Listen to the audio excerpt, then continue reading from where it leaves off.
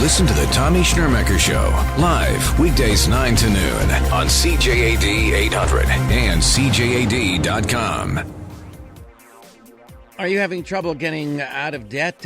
Maybe you've got credit cards up to their limit, or you've got debt collectors calling you night and day. Whatever the case, you need some advice. My next guest has that for you. Lama Ferran, back, a personal finance expert, founder of MaxWorth. She joins me now.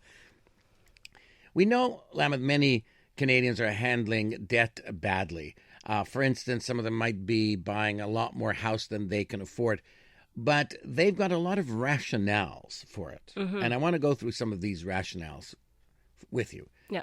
Well, of course, I should buy this house. My bank approved me, so I must be able to afford it. Exactly. So you go to the bank, you saw this beautiful house that you love, and you go walk in, and the bank tells you, yes, you're approved. And then you go all happy and you put an offer on the house.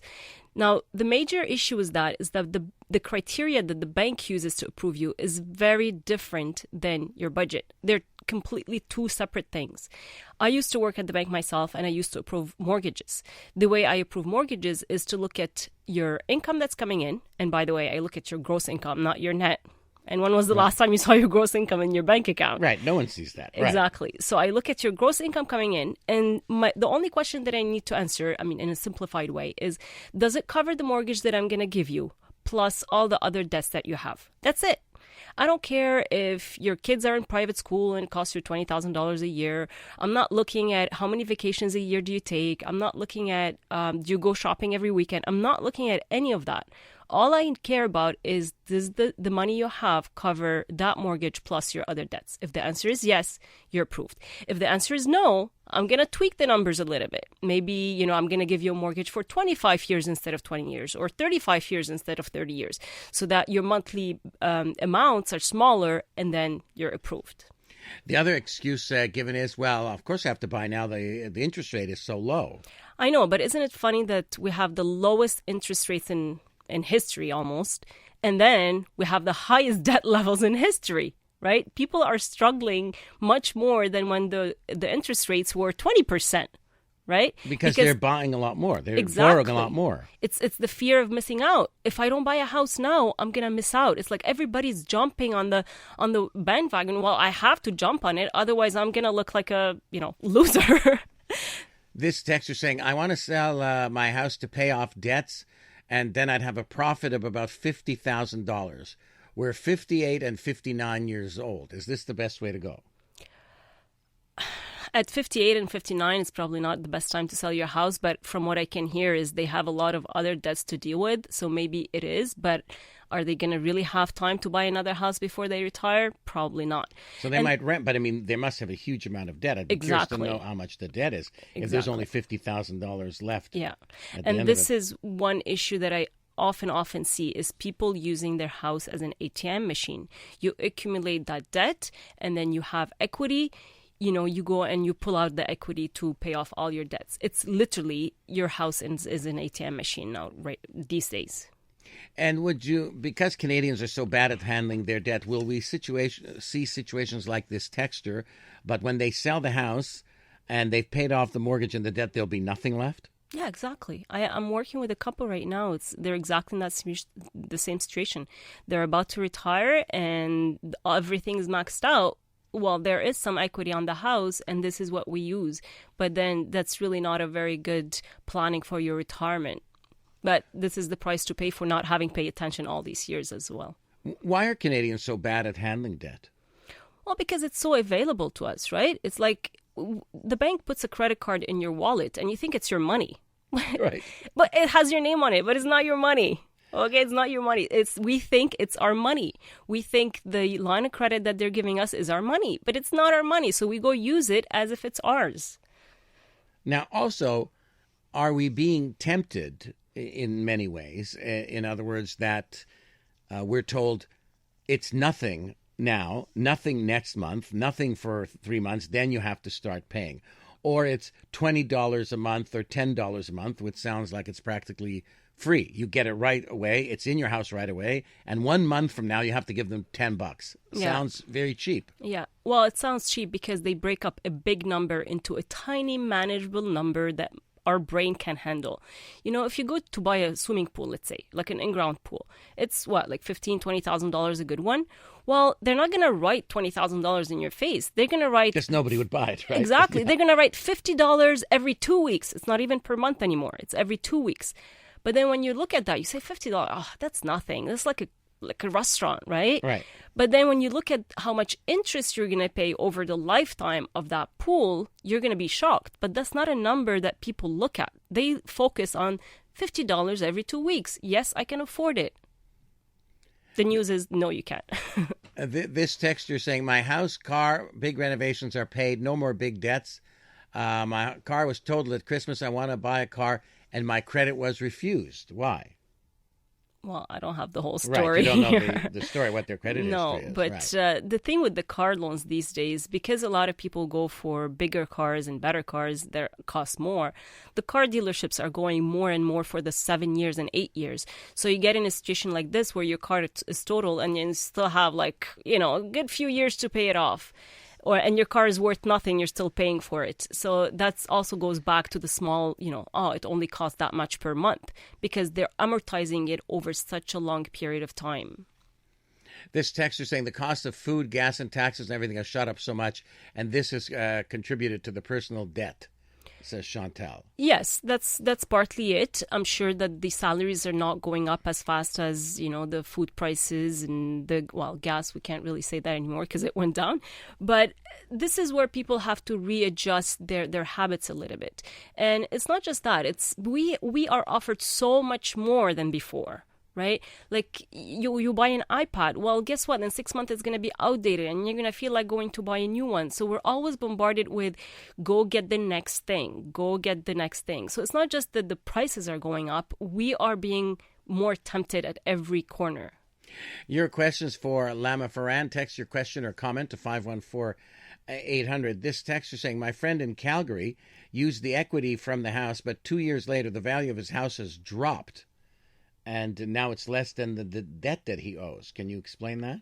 Well, I mean, this is what happens when all your eggs are in one basket. I see it often with people saying putting all their investments in the house. But real estate is like any other thing. It's like stocks. It goes up and down. So you can't really just count on your house value going up for your net worth to go up. So there has to be some diversification. But yeah, I mean, Calgary is not doing as well as before with the gas prices going down. So it is, real estate is going to get affected over there, that's for sure. More questions for Lama Farhan. This texter, 55 years old, using $80,000 of his line of credit. He still has about $40,000 on his mortgage with the house. Being a risk taker, I recently started playing the stock market with my line of credit. Up to now, I've made $15,000, hoping to pay off my line of credit and maybe even my mortgage. What do you think of that? Yeah, well, I think it is a risk. This year, the stock market is doing well. What if a year like 2008 shows up? It's not going to be the same scenario. So, yes, we're looking at the upside, but there's also a downside to it. You never know what's going to happen with the stock market. In his case, it worked out well. I'm happy for him, but it could also work the other way around. This texter wants to know, what's more important, paying down debt or buying an RSP? We're 55 and 48. Depends on how much catching up for RSPs they still have. What's the rates on their debts? Is it like 2% or are we talking about 20%? So it really depends on how much catching up they have to do. Or they could do a little bit of both. They could contribute to RSPs, get a tax refund, take the tax refund, and put it on their debt. Your questions for Lama Farhan, a personal finance expert. Her website, maxworth.ca. That's right. Text your comment to 514-800.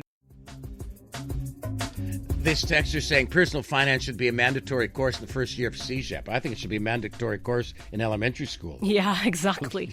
Yeah. No, it's something that you start teaching your kids as soon as, I've said it before, as soon as they can count.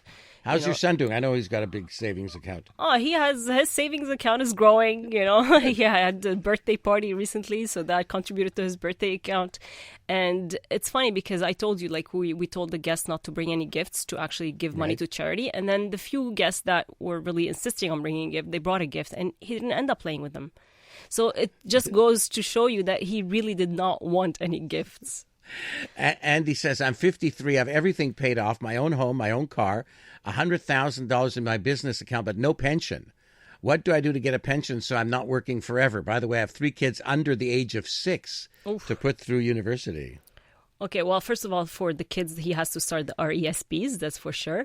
And I really suggest without a pension, and now he didn't mention anything about RSPs, it's really time to sit down with the financial planner with his bank to see the retirement plan, what kind of lifestyle he's going to have when he retires, to really see how much he needs to accumulate in those RSPs, given that there's no pension.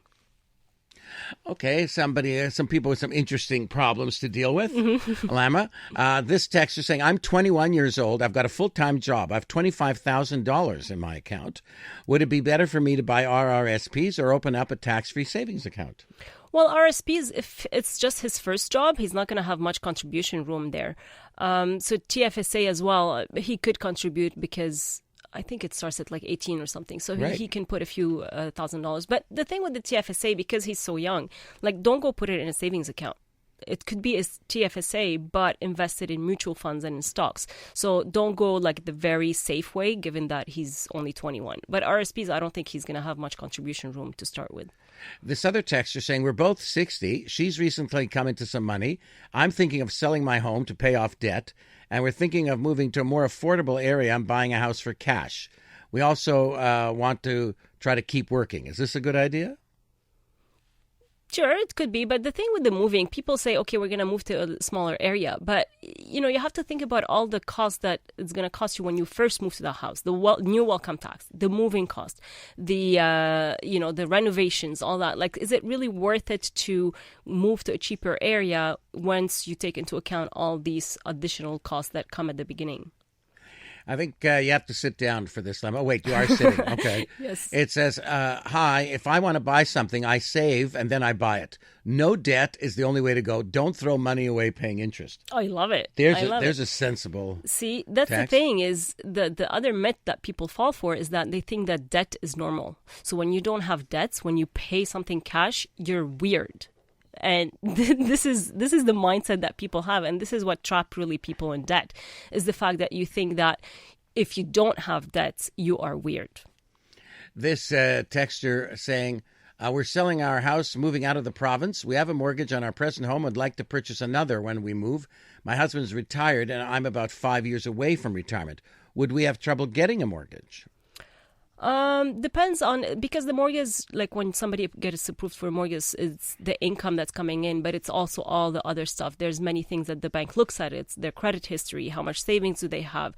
If, in that case, they're going to look at the retirement income that they're going to be having coming in. So it really depends on what their income is going to be at that point after retirement. This intriguing question, it says, do you have a crystal ball to see if the interest rates will increase soon? We'll get the Lama's answer to that, and I'll give you what I think will happen. I'll give you my answer when I look into my crystal ball. That's coming up next. Text your question or comment to 514-800. Intriguing questions for our guest, Lama Farhan. The texter wanted to know if we have a crystal ball. They're from Ottawa. They wanted to know if we have a crystal ball to see the interest rates, if they'll increase soon. What's your prediction? Then I'll give my prediction. I don't think it's right away, but I think they will. And regardless of the interest rate, I don't think people should budget on whatever the government decides for you. And even with the last decrease, the banks didn't even pass on all the savings to the consumers. So you really shouldn't be worrying too much about it at this point. Right. This doesn't mean you should get deeply in debt. My prediction is that it's not going to increase, that they're going to decrease. It's not going to increase this year or the next year or the year after that. That's my personal prediction. Other texts coming in. What do you think about my using my $50,000 as a down payment for a small condominium and renting it out to pay the mortgage? That's a good option, but you have to have some leeway in case you can't find the renter since day one. People go on, counting on, the rent is going to pay off my mortgage, but have some cushion aside in case you can't find somebody to rent it right away. Karen from Laval saying, I too believe in saving and paying for anything cash, whether it's a cell phone or a car. I'd never finance a new car. Instead, I would purchase a used car for $10,000 in cash. What do you think of that? That's good, but maybe in that case you also have to have a little money aside for car maintenance because it's not a new car, and if it's $10,000, it might have some issues after. So it's a good strategy though. Debt, is it a bigger problem for younger people or older people, in your opinion? I think younger people, because we were born with it. Like, this is the mentality. This is what's surrounding us. I think for the older generation, they saw something different that did not include debt. So they can compare it to like these days to back in the days. But for younger people, there's no back in the days. This is it. Would you recommend that someone declare bankruptcy in order to get out from underneath overwhelming debt? It could be, I call bankruptcy financial suicide. For some people, it could be the only option. But I see it often is you have to work on the issues that got you there in the first place. So I saw somebody who had to declare a second bankruptcy because they didn't learn from their first bankruptcy. So it's all good and well to do a bankruptcy and start fresh. But what are you going to do differently? News Talk Radio, CJAD 800, CJAD.com.